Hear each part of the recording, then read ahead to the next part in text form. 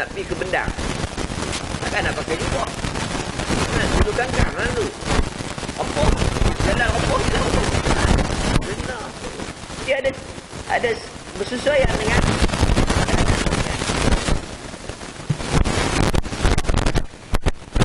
Allah Ta'ala a'lam.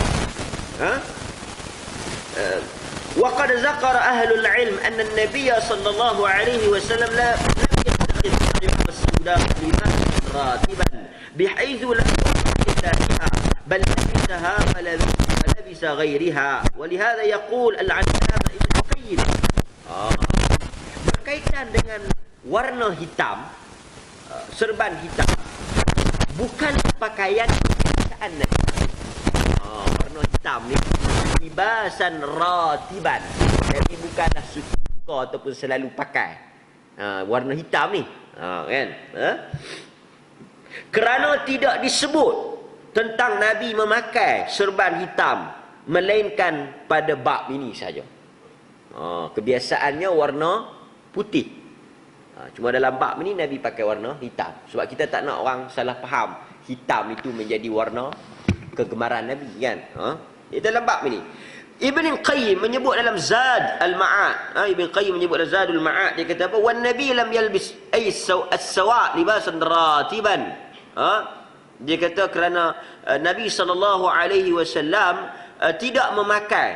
tidak memakai serban warna hitam ini sebagai pakaian kebiasaan, sebagai sesuatu yang dipakai selalu. Tetapi Nabi SAW memakai serban warna hitam ini sebagai syiar fil a'yad. Nabi pakai pada hari-hari besar. Kata Ibn Qayyim, Nabi SAW dia akan pakai serban warna hitam ni hari-hari besar, a'yad, hari-hari raya, hari Jumaat.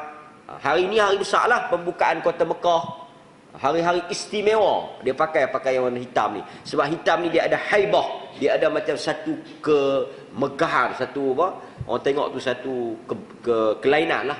Tapi bukanlah selalu dia pakai warna hitam, kan? Ini ulasan tentang hadis yang pertama. Okey. Ra'aitu, hadis yang kedua. Ra'aitu Nabi Amr bin Hurais, diriwayatkan daripada ayahnya kata, Ra'aitu Nabi sallallahu alaihi wasallam yakhtubu 'ala al-minbar wa 'alaihi imamatun sauda. Nampak? Kata ayah Amr Hurais ni, dia kata, aku melihat Nabi berkhutbah di atas mimbar dan di atas kepalanya imamah sauda, serban berwarna hitam.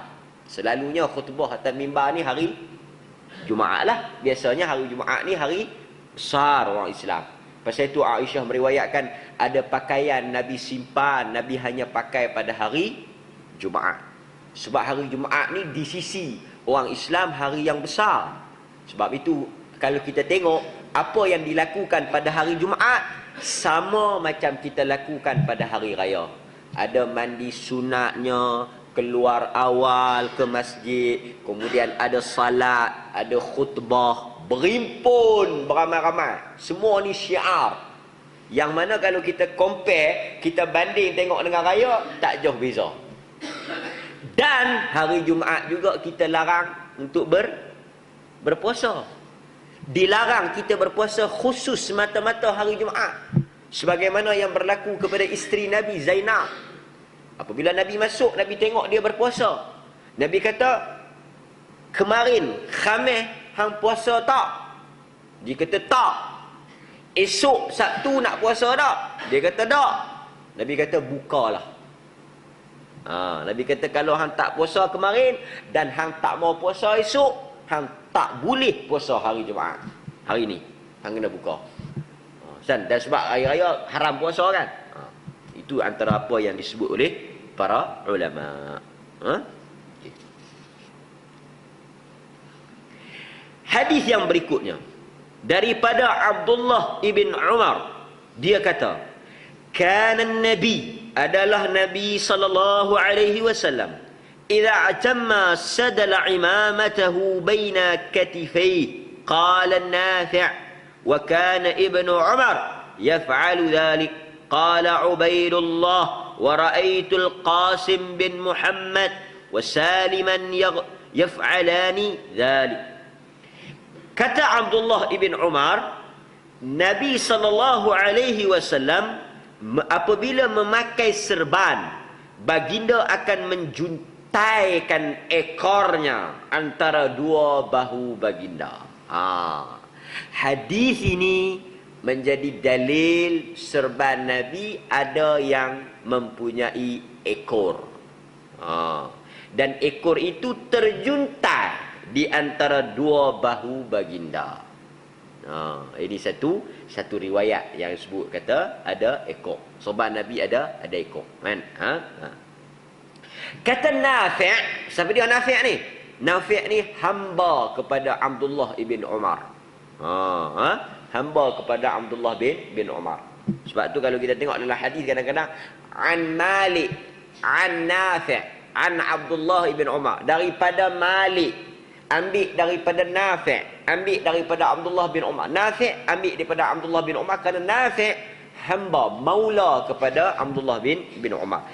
Nafi' kata, aku lihat Abdullah bin Umar dia melakukan seperti mana yang dia sebut. Demikian juga kata Ubaidullah, aku melihat Al-Qasim bin Muhammad dan Salim, kedua-duanya mereka melakukan hal yang sama, iaitu menjuntaikan ekor serban. Jadi ini satu riwayat ada ekor.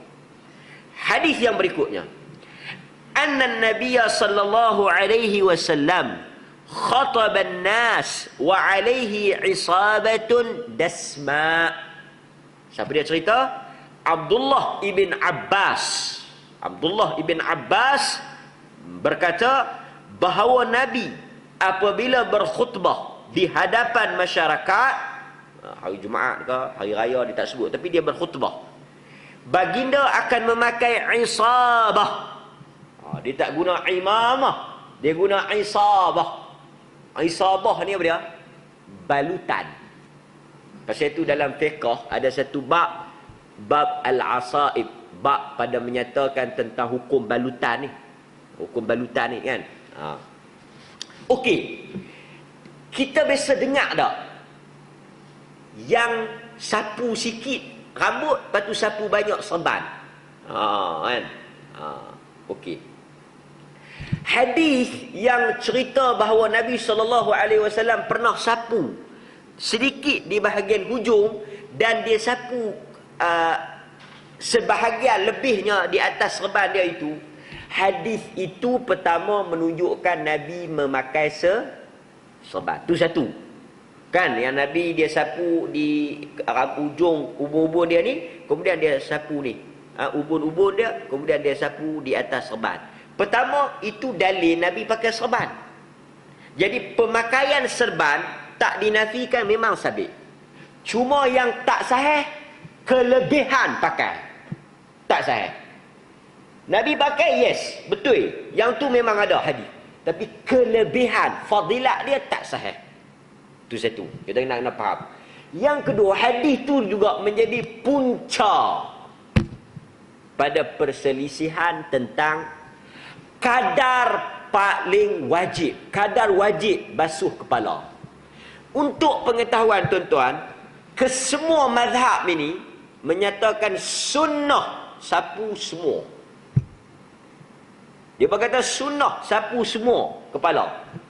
Cuma mereka berbeza pada minimum, had paling sedikit untuk sah ambil wuduk tu takat mana. Ada yang kata 3-4 lai, ada yang kata ujung sikit, ada yang kata setengah kepala. Yang ni saja. Maknanya, tapi dia pun semua sepakat, sunnah kita sapu semua. Tapi kadar paling minimum. Sebab apa? Sebab dia berkata Nabi sapu sikit saja, kena sikit, lepas tu dia sapu ke atas. Maknanya sikit tu kena juga, wajib juga. Jadi mereka ambil berdasarkan hadis itu. Kan? Itu wujudnya khilaf. Tapi kita ambil yang menepati sunnah. yang kita kata yang disepakati bahawa itulah apa yang terbaik, iaitu menyapu sepenuh ataupun keseluruhan kepala itu adalah yang terbaik. Terbaik. Dan kebanyakan hadis menyebut tentang Nabi menyapu keseluruhan kepala. Mungkin satu dua hadis yang Nabi SAW sapu di bahagian atas. Dasma, dan Nabi melumurkan wangi-wangian di atas pembalut tersebut. Maknanya Nabi buh minyak wangi di sorban. Nabi ini salah satu daripada sifat dia, dia sukakan wangi-wangian. Dia suka kepada wangi-wangian. Okey. Habislah hadis-hadis berkaitan dengan serban, sifatnya, tujuannya, maksudnya dan kenapa Nabi SAW memakai serban, yang kita boleh faham. Okey. Antara hadis palsu yang tidak sahih berkaitan dengan serban ni, antara yang masyhur kita sebut bila dah kebetulan kita bercakap bab serban kan. Salatun bi'imamatin khairun min 25 salatan bila imamah. Salat dengan memakai serban lebih baik sebanyak 25 kali salat berbanding dengan orang yang tidak memakai serban. Makna orang pakai serban ni, pakai kepiah, pakai leban ni 25 kali. 25 kali. Lebih. Hadis ni tidak sahih. Hadis ni tidak sahih. Jumu'atun bi'imamatin khairun min 70. Yang ni lebih dahsyat.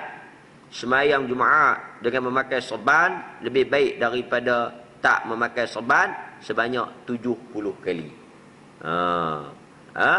Dan kesemua hadis-hadis ini wallahu taala a'lam tidak sahih. Kesimpulan yang kita nak buat pagi ni apa dia? Hal labisal imamah sunnah? Adakah memakai serban itu sunnah? Yujab, kita jawab, bi anna al-asl lil insan an yalbis min al-libas ahli baladih. Sesungguhnya asal kepada pemakaian seseorang itu adalah mengikut kebiasaan pakaian penduduk tempatnya. Ni kita kena faham Asal pakaian seseorang itu bergantung kepada pemakaian ahli balad. Ahli balad ni penduduk negeri itu. Wala yumayyizu nafsahu bi syai'in anhum ma lam yukhalafu syara', dan dia tidak digalakkan untuk menyelisihi mereka. Tak boleh beling dengan mereka. Kalau tempat kita ni pakai pakaian macam tu, pakai style macam tu, dan tempat kita ni biasa macam tu, dia kata apa, adat dia macam tu, agama suruh kita ikut trend tu. Dalam masa yang sama, masyarakat kita tak bolehlah buat benda yang haram. Faham tak? Kalaulah kata tempat kita ni jenis orang pakai cawat, kita tak boleh lah. Ni hang pakai cawat pasal apa ni? Kebiasaan tempat aku, kami tak pakai seluar. Ni cawat ni pun baru-baru ni saja. Dulu tak pakai apa langsung. Dia ada satu cerita, tapi cerita ni cerita bukan hadis lah. Cerita muhung. Pagi-pagi ni tak apalah kita bohong dulu kan. Tapi nak ikut tak boleh dah pasal dah sok. Okay, tapi tak apalah kita cerita. Tapi cerita ni bagus lah. Bagus. Ada iktibar. Ada satu orang penceramah ni, dia nak pergi ceramah di satu pulau dekat Amazon.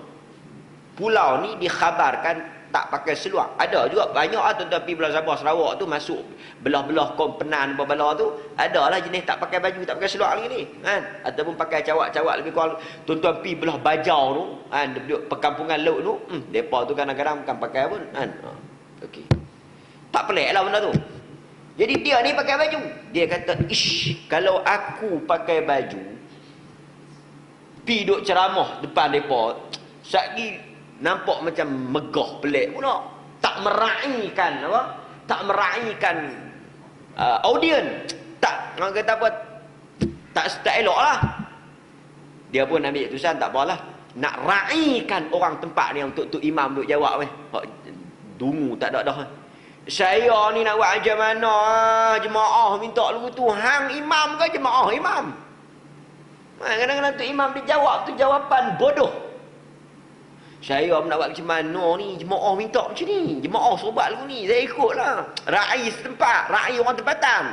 Tak ada raih lah agama ni yang kena ikut Tuhan kan.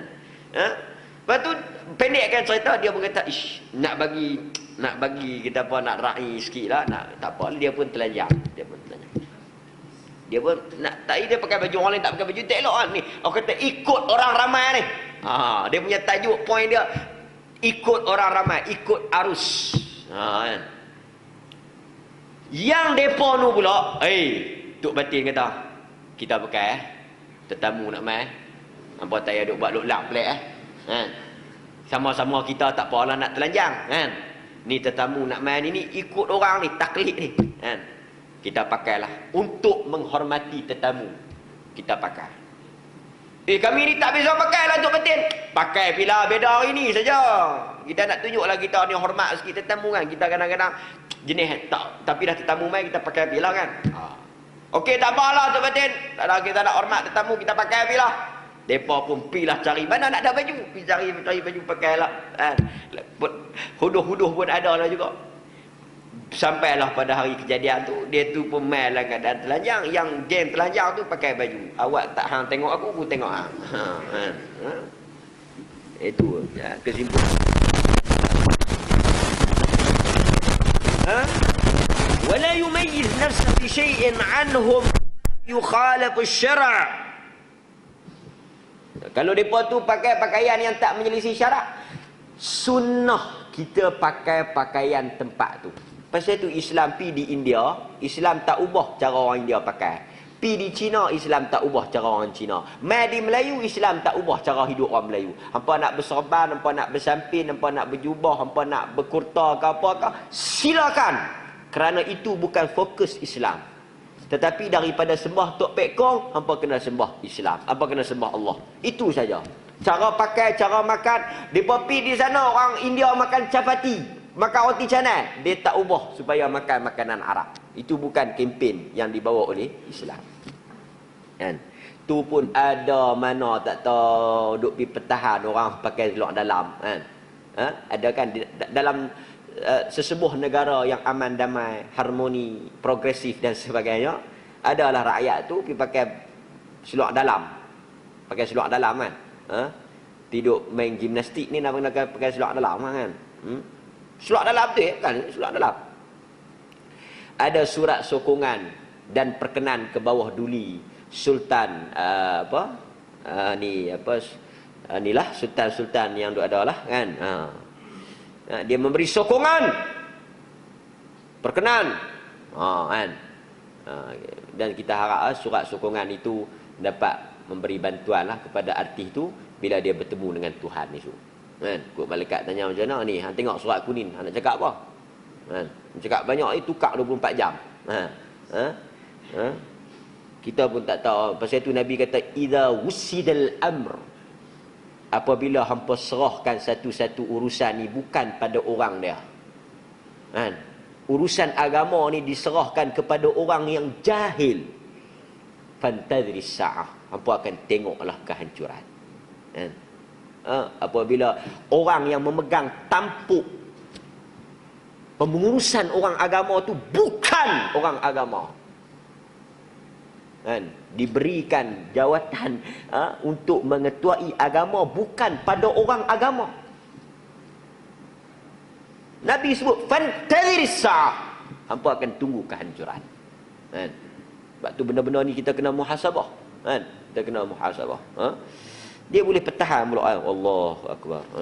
Wa qad jaa anhu an libas asy-syuhrah, dan telah sabit daripada Nabi sallallahu alaihi wasallam, iaitu apa? Iaitu memakai pakaian syuhrah. Dalam satu jenis pakaian yang Nabi larang ni, dia panggil libasus syuhrah. Pakaian kemahsyuran. Pakaian kemahsyuran ni pakaian yang berlain daripada orang. Orang pakai lain, dia pakai lain. Malam tu tema baju Melayu sampin. Dia memang pakai jubah. Dia seorang lah. Orang lain semua pakai baju Melayu. Dia masuk-masuk, dia pakai baju jubah. Kan? Dia termasuk dalam larangan Nabi SAW. Dia tak boleh kita mempelekkan diri kita daripada kebiasaan orang ramai. Okey. Walihada la yajuzu li ahadin an yushaddid 'ala an-nas fayulzimahum bilibasin muayyan atau bihai'atin muayyanah. Maka tak boleh sesiapa pun untuk memaksa mana-mana orang, mewajibkan mana-mana orang untuk memakai satu pakaian khas. Tak boleh kita duk pi paksa, duk pi tekan, duk pi wajib orang. Hang kena pakai lagu ni. Kalau hang nak jadi orang agama, hang kena pakai lagu ni. Hang kena buang pakaian-pakaian lain. Yang ni uniform kita. Kan? Macam Gen Arkam dulu ni. Kan? Dia ada satu standardize, dia selaraskan. Yang ni bukan cara agama. Islam dia tak ada satu uniform. Nak masuk ajaran kami, nak masuk puak kami, nak masuk geng kami, yang ni dia punya etika pemakaian. Hang kena pakai serban lagu ni, hang kena pakai baju lagu ni, jubah lagu ni, warna lagu ni. Dia ada kod dia. Baru hang jadi geng kami. Ni bukan polis diraja Malaysia. Ni bukan angkatan tentera.